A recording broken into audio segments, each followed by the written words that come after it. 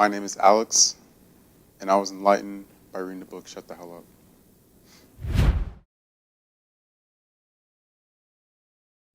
Alex, thank you very much for joining me. Mhm.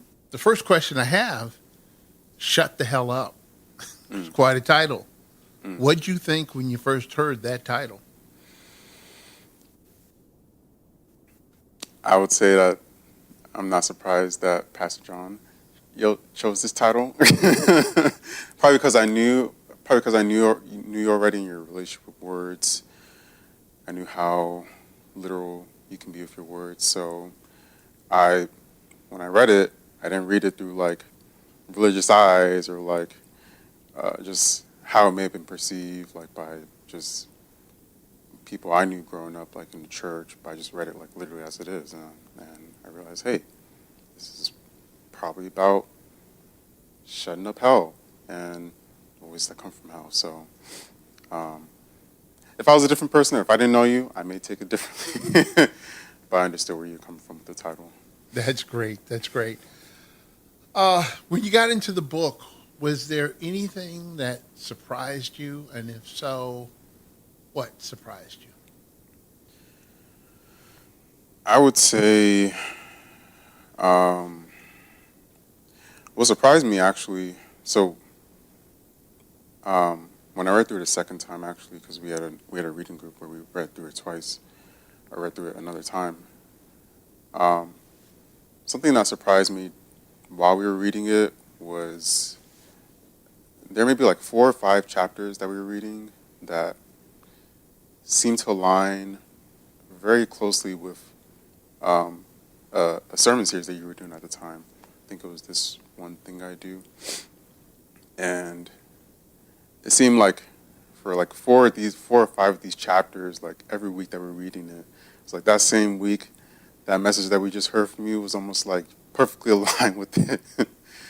And I noticed from that period of time that reading the chapter around the same time just helped to enhance or like deepen my understanding of what you're sharing with us verbally. It was like seeing the written words just helped to add like another layer of understanding and wisdom to it. So that was I didn't really expect that from reading the book. I knew that there were some similarities between like some of the things we hear at Kingdom Life and what you had in the book, but the the level of alignment and agreement that I encountered from that was it took me off guard at first, but then it also was just very edifying.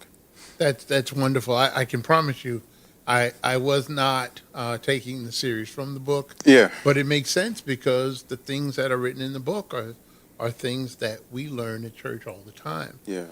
Tell me this: is there anything from the book that you read and kind of thought to yourself, I think I'm going to hang on to this. Like this is something I want to never forget.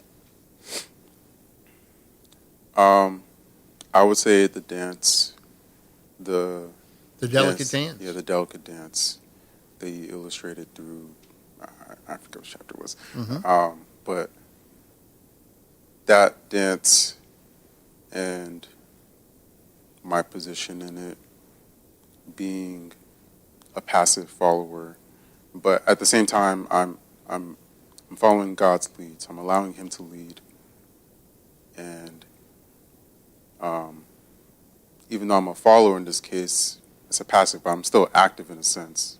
I can't be limp. So like just that whole illustration that you wrote out, um, that really stuck with me throughout like reading the rest of the book. I've noticed that it really resonated with something that I'm walking through with my relationship with God too, with um, allowing Him to lead, not trying to be in control myself, um, but still being active, doing my part, making sure that I'm doing that part excellently. That's great. That's great. How has this book impacted your life? I mean, tell me in what ways this has impacted your life. Um, I think it was very freeing, so and eye opening. So that was part of what I was saying with like being enlightened. It was more of like it it helped to increase my awareness of um, the things that I struggle with, or whatever uh, internal or external voices that I'm confronted with on the daily. It's almost like at some point I was kind of asleep to that part of me, or I almost accepted like some of these voices, they're just going to linger around. But reading through this helped to make it clear, like it doesn't just, I don't have to just accept this, that God doesn't want me to just accept living this way, that I can be freed from some of these things that continue to linger, some of the brokenness that continues to remain. It just may not happen right away. Some of it may fall off from me pretty quickly, and some of it may take some time. It was those ones that took time that I was just like, maybe that's just meant to be, and I'm just supposed to do as well as I can to resist it. But those can fall off too. It'll just take time and diligence and discipline, continuing to continue to confront those things as the Lord leads me. So I'll say in that way that has remained with me even till now. That's beautiful. Do you think that this book is an essential book for people to read, or just something that people could read if they are, if they're interested in another book? What do you think? Is this something that really should be on someone's must-read list? I think so. Why? I think it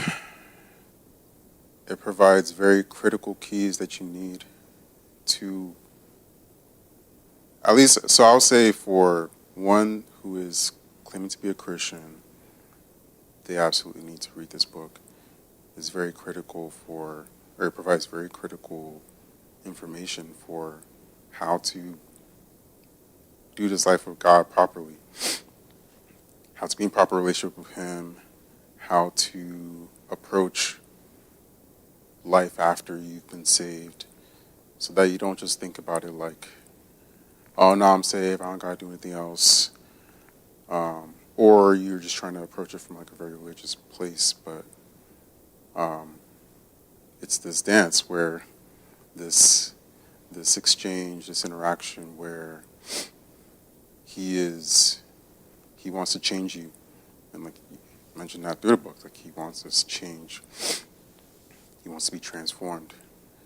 And I don't think that's really talked about enough in the church, in the body of Christ. I don't think that's been discussed enough. I think there's been a lot of trying to get you saved, but not really pressing more into the being transformed piece. So I think this message needs to get out there.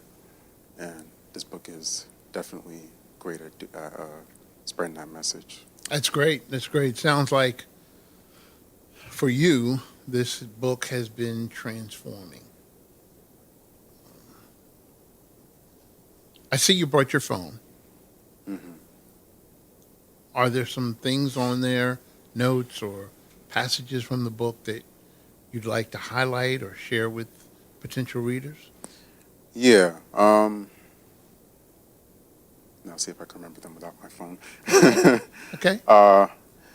Yeah, there were a couple that really stuck out to me. So,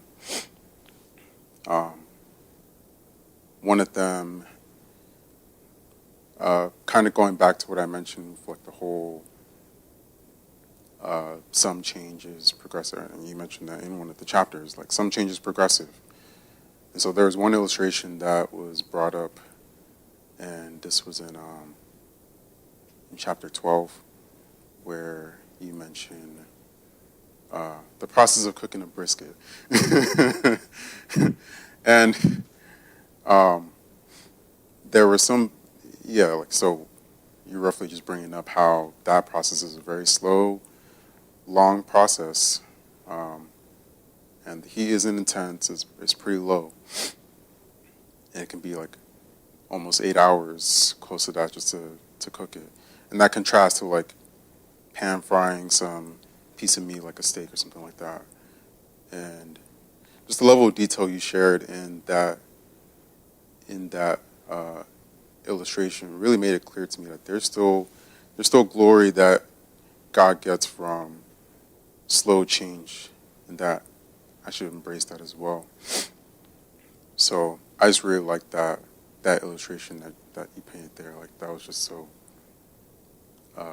detailed and very illustrative. That's great. I love brisket. Yeah. So for me, that was researching that and studying that as one who is fascinated by grill masters and pit masters. So I appreciate you sharing that. Was there anything else you wanted to share? Yeah. And I also add with that I think that specific passage really spoke to me personally, because I think a pitfall I've kept falling into with my walk with God is wanting things to happen quickly, and I get discouraged if it doesn't change quickly. I may start working on or using whatever scripture he's given me to combat whatever issues he has shown me, but if it doesn't change quickly enough, then I quickly lose heart. But I think this process kind of helped to make me see it from a different perspective. That may take some time, but that doesn't mean that nothing is happening. So, yeah, I would say that that passage really resonated for me for that reason.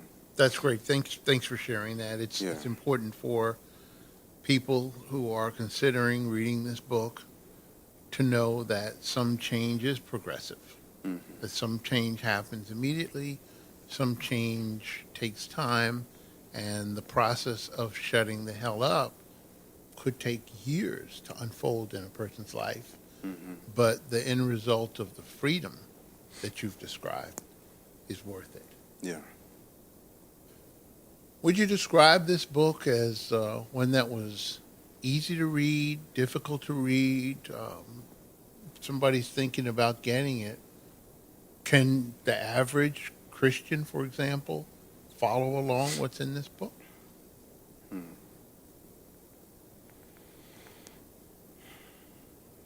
average Christian.